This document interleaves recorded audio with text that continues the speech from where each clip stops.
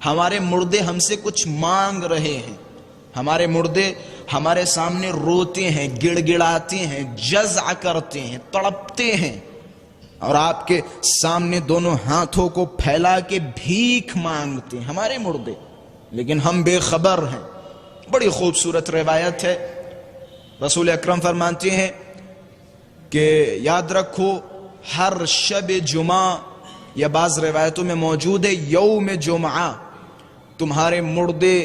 تمہارے گھروں پہ آتے ہیں، اور آنے کے بعد جب ان کی روحیں تمہارے گھروں پہ پہنچتی ہیں تو وہ روحیں اپنے بچوں کی طرف خطاب کرتی ہیں اور کہتی تھی اے اولاد، اے اہل و عیال، اے میرے ماں باپ، اے میرے رشتہ داروں، میرے حق میں رحم کرو، مجھ پہ مہربانی کرو۔ یہ مردے چلا رہے ہیں، اور رسول اللہ باقاعدہ فرماتے ہیں کہ مردے روتے ہیں، گڑ گڑاتے ہیں، میرے حق میں رحم کرو، مہربانی کرو۔ کہتے ہیں پھر مردے کہتے ہیں کہ ہم نے تمہیں مال و دولت عطا کیا، ہمارے پاس جو کچھ تھا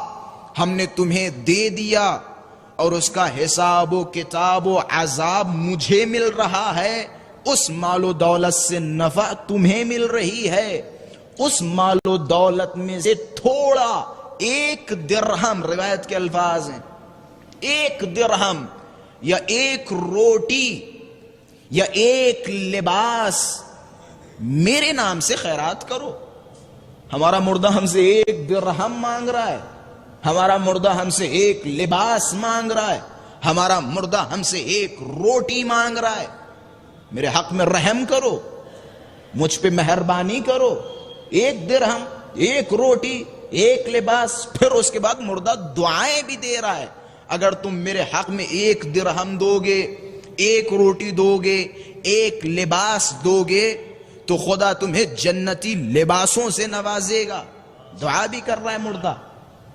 کہتے مردہ تمہارے گھر سے جب مایوس ہو کے چلا جاتا ہے، یہاں رسول اللہ ٹھہرے،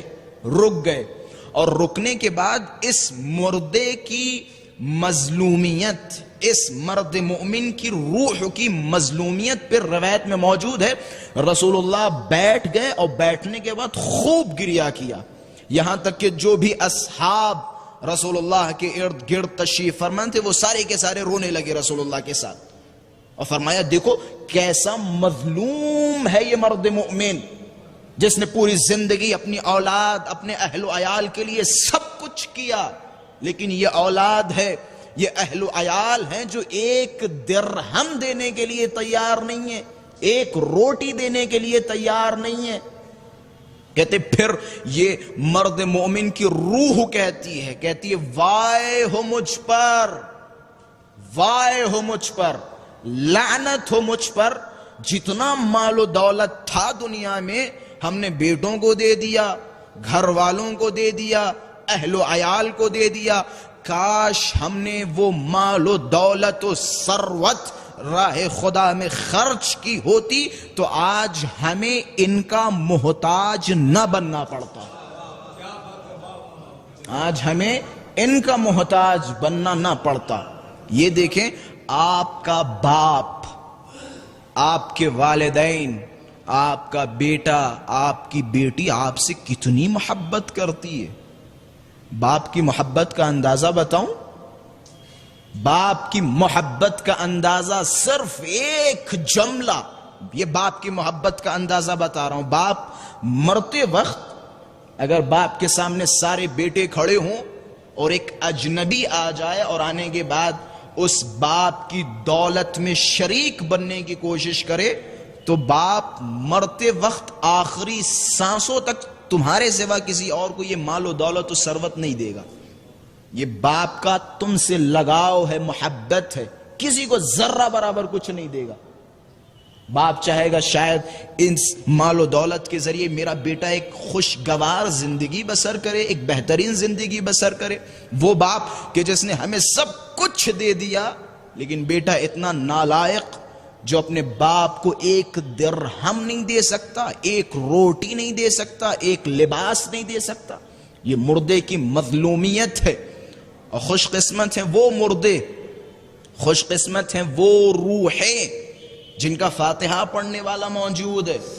وگرنہ میری خود نظروں میں اپنے گاؤں میں ایک چھوٹی سی بستی میں بعض قبروں پہ جاتا ہوں جن کے نام و نشان نہیں ہیں، ابھی 20 سال 25 سال ہوئے اس دنیا سے گزرے ہوئے، ان کی اولادیں ٹہل رہی ہیں، کوئی خبر نہیں ہے کہ میرے والد کی قبر کہاں ہے۔ وہ بدقسمت ہے مردے، وہ بدقسمت ہے۔ خوش قسمت ہے وہ افراد کہ جن کا فاتحہ پڑھنے والا کوئی ہے، خوش قسمت ہے وہ افراد کہ جن کے بچے قرآن کی تلاوت پڑھ کے ان کے لیے ہدیہ فرماتے ہیں، خوش قسمت ہے۔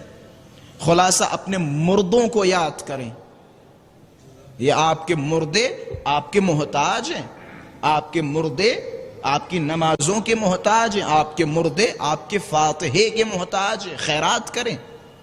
جب ایک باپ یا جب وہ مرنے والا سب کچھ تمہیں دے کے چلا گیا، کیا تم اس کی راہ میں کچھ بھی نہیں خرچ کر سکتے؟ خدا ہم سب کو توفیق دے کہ ہم اپنے مردوں کو خیر و خیرات سے یاد کریں۔